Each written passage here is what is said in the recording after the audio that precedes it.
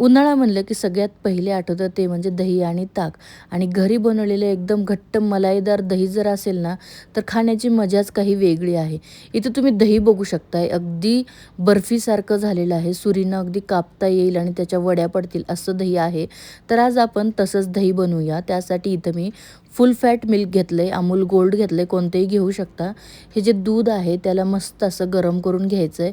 Gas बंद करून कोमट होईपर्यंत थंड करायचं आहे. कोमट इतकं करायचं की आपण यामध्ये बोट टाकलं तर बोटाला सोसेल इतकं कोमट आपल्याला हे ठेवायचं आहे. इकडं एक मातीची हंडी घेतली आहे. त्याला दही 2 चमचे लावून घ्यायचं आहे. दही विरजन म्हणून आपण इथं वापरते. हंडीला दही लावून घेतल्यानंतर जे कोमट दूध आहे ते दूध पूर्ण यामध्ये आपल्याला टाकायचं आहे.